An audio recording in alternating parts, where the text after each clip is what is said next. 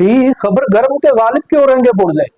देखने हम भी गए पर तमाशा ना हुआ, और ना तमाशा कभी कोई हुआ है और ना कभी शायद होगा।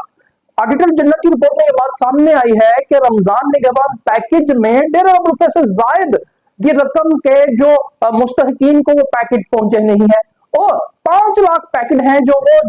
फेक एड्रेसेस थे, जो जाली पते थे, वहां पे पहुंचाए गए हैं। और ऑडिट रिपोर्ट में ये सवाल भी उठाया गया है कि अगर एड्रेसेस गलत थे तो 5 लाख पैकेट कहां गए हैं। और ऑडिट रिपोर्ट के मुताबिक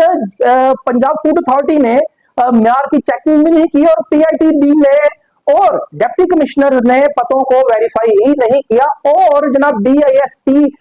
वालों ने भी मुस्तहकीन के डाटा की लिस्ट को जनाब अपडेट नहीं किया, जिसकी वजह से अरबों रुपए का नुकसान सामने आया है। और अगर देखा जाए तो पॉलिटिशियन और वज़ीर पंजाब साहबा ने तो अरबों रुपए का ये अदीमुल मिसाल पैकेज दिया कि लाइनों में न लगना पड़े, वहां को पंजाब की ख्वार ना होना पड़े, घर की दहलीज तक ये पैकेट पहुंचे। मगर इसको खराब किसने किया? ये अफसर शाही ने अपने शाहाना अंदाज को इस्तेमाल करते हुए इसे जनाब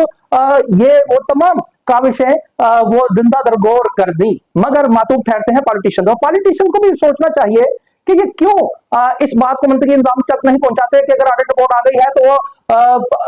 गवर्नर से होकर के ऐवान में आएगी, ऐवान में रेडा होगी, तो उसके बाद PSC में जाएगी, तो PSC में एक लामहदूद या लामतनाही टाइम पीरियड तक उसे नहीं रहना चाहिए, उसे एक्सपीडाइट करना चाहिए पॉलिटिशियन को, ताकि ये जो नंगी गतर बूथ या